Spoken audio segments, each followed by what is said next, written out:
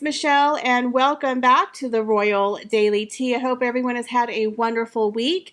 It has been cold and rainy here in Texas, but I'm kind of starting to get back into the Christmas season. It has been kind of a bah humbug one for me, I'm going to be honest, but I did stumble upon a few things that have helped me to get into the mood. So if you like classical Christmas music, I found a wonderful YouTube channel that I listen to quite often while I'm working. I will leave a link to it below, but it's just, old-fashioned, relaxing, calming Christmas music, and I love to listen to it while I'm cooking or cleaning or just sitting here working. And another thing that I found that is just beautiful and magical is I fell upon the Balmoral Castle Instagram page, and they have this lovely video of snow falling at Balmoral Castle. It literally looks like a fairy tale where dreams are made, kind of like a snow globe. I can definitely see why Her Majesty the Queen absolutely loved Balmoral Castle. I hope one day to be able to visit this beautiful place, but for anybody who lives near there, I hope you go and take advantage of the Christmas decor and decorations, and of course the Christmas shop that they have at Balmoral Castle. But it looks like a beautiful heavenly place, and so it's really helping me to get into the Christmas spirit.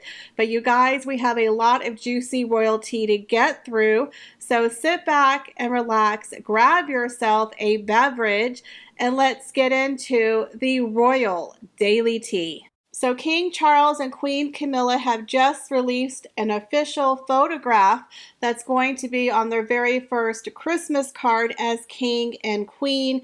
It's a lovely photograph that was taken this past September when they attended the Royal Highland Gathering. Unfortunately, this photograph was taken just 5 days before Her Majesty the Queen's passing. So he was literally the Prince of Wales right before he became king. Now it is a really nice photograph showing Camilla wearing a really nice green suit and matching hat. And she has a very interesting peasant motif sticking out of her hat, along with a pair of beautiful pearl earrings. Now Charles, of course, looks very dapper wearing a nice tweed suit, but I really love this photograph because they look very relaxed, they look happy, they look in good spirits.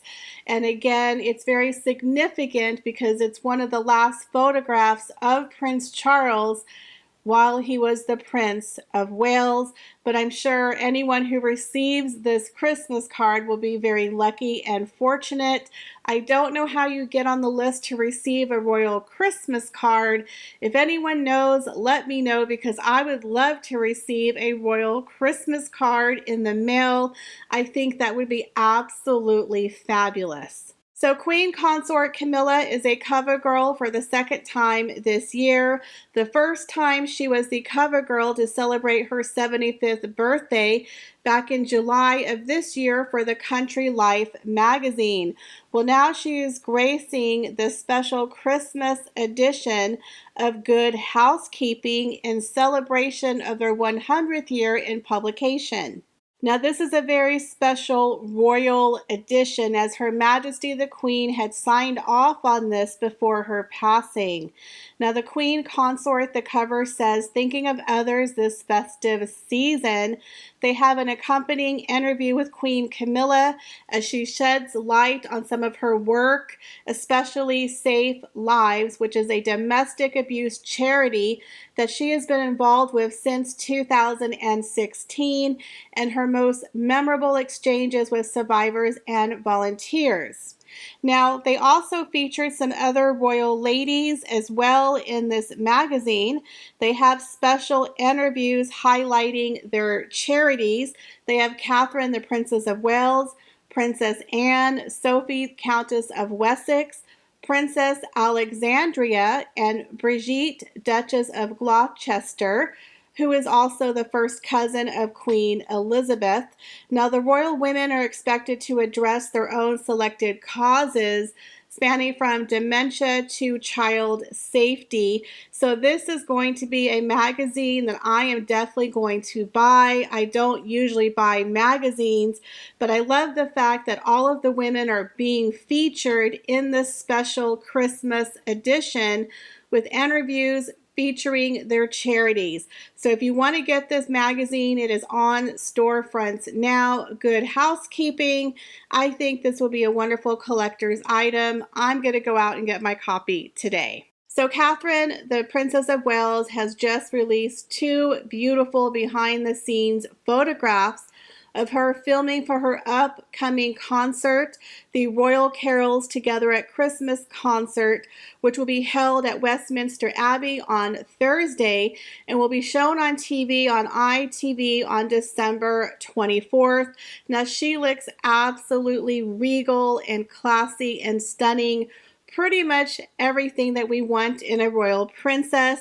She is seen in a red sequin embroidered gown with matching red suede heels as she posed for photos to promote the upcoming service. This service is going to recognize the selfless efforts of communities throughout the UK and pay special tribute to the late Queen. So this is definitely going to be a concert you don't want to miss. So Netflix has just dropped 2 trailers for the upcoming final part of Harry and Meghan's docuseries, Wine Fest, Pity Party, whatever the heck you want to call it. And you guys, it is so cringeworthy. I literally cannot believe it. It's pretty much Harry and Meghan give 0 Fs about anyone but themselves and a dollar bill. Period. They don't care. And honestly, I've gotten to the point I don't care anymore. You know, they're having this huge diarrhea dump of personal photographs of their wedding, of their love story. Now, Archie and Lilibet, I don't care. I literally do not care. I don't want to see it. Why do we need to see these intimate portraits inside of their life 5 years later? We don't need to see it. I don't care. I don't care about Archie. I don't care about Lilibet. You know what? I wish them well. I hope they're happy, they're healthy, and God bless them. Go live a good life. But honestly, do I need to see photos of them?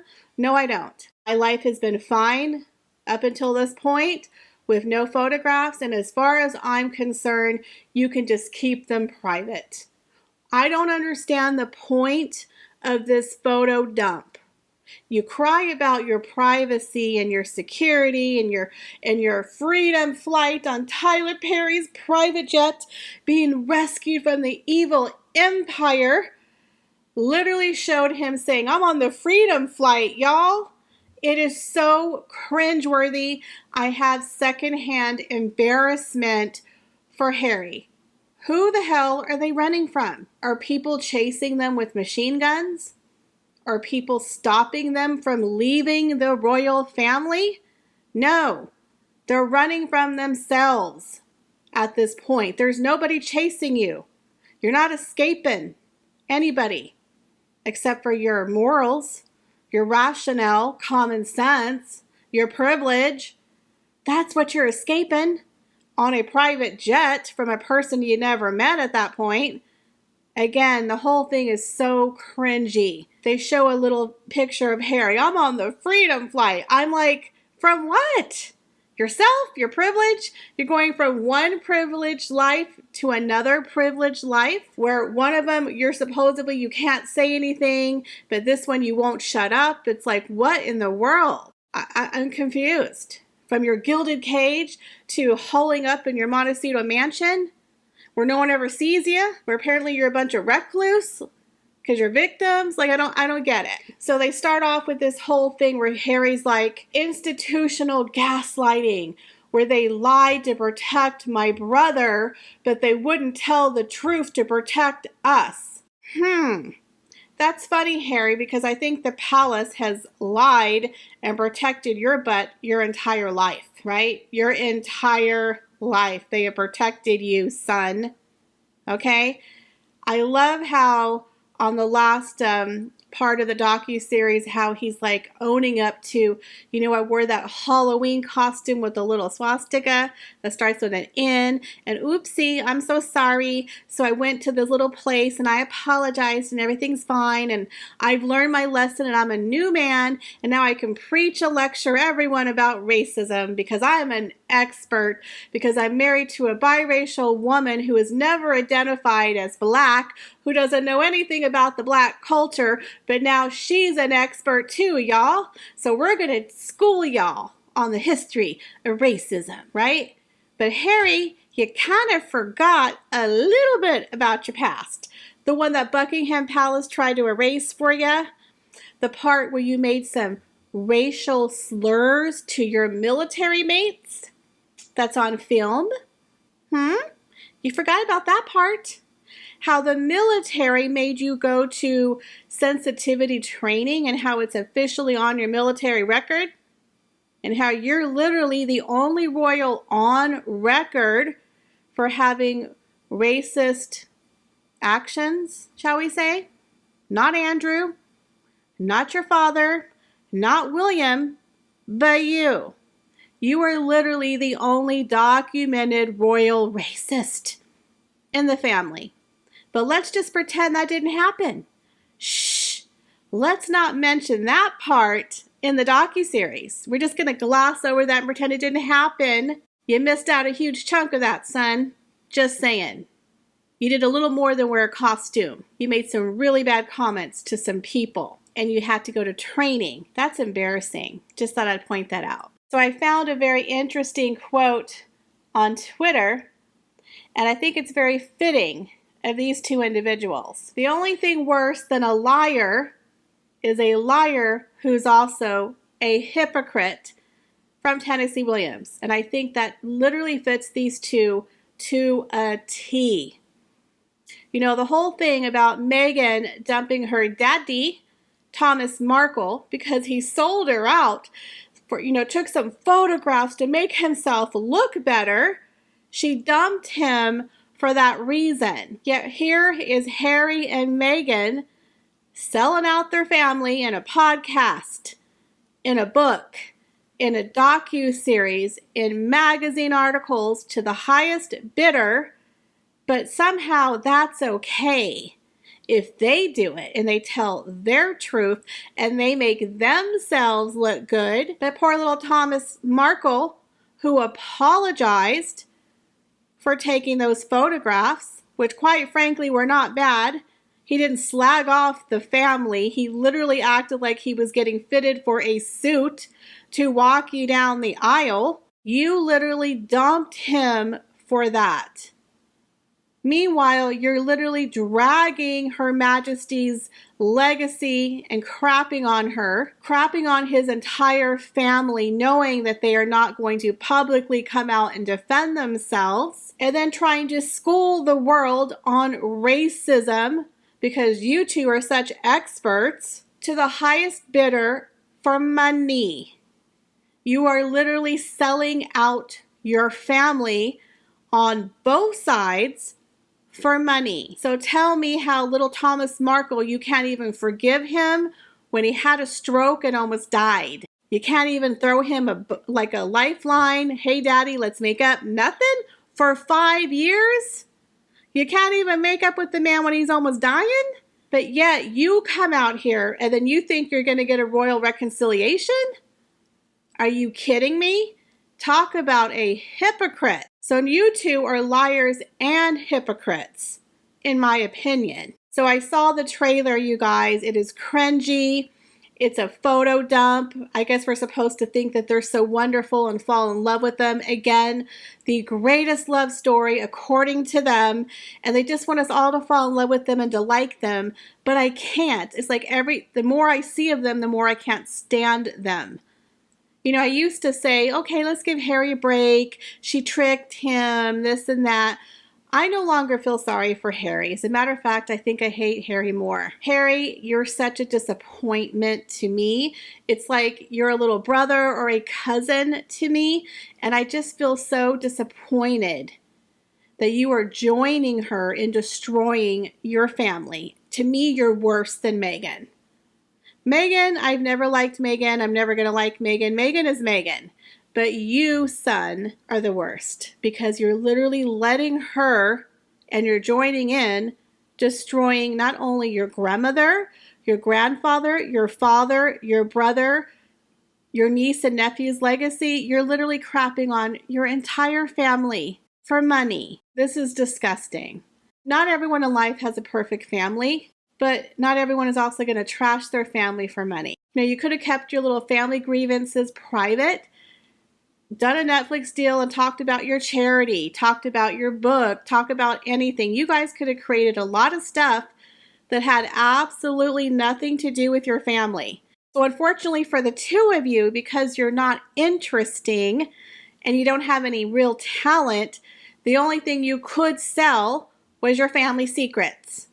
That's literally the only thing you had to offer anybody. Spotify, Netflix, Penguin, Random House, everything you two have and everything you two are is because of the royal family. The people you are trashing, the institution you are trashing is literally what you're building your new financial freedom upon.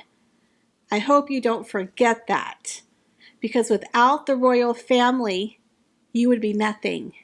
You'd be living on Meghan's suit's salary. But I think, Harry, you've forgotten where you come from, son. And I really hope the universe serves the two of you a dose of karma this Christmas season. I hope you all snuggle up next to that little fireplace in Montecito, because I'm thinking you're going to have a very cold and a very hard and a very bleak 2023. And you certainly aren't going to have any family to share it with. Well, guys, that is all I have for you today. I hope you enjoyed my video, and I will have a video review of the upcoming last 3 parts of the docuseries, but I gotta be honest with y'all, it looks awful. It really does. Anyways, leave me your thoughts, guys, down below. I hope you'll have a wonderful rest of your week, and I will see y'all in the next video. Bye, guys.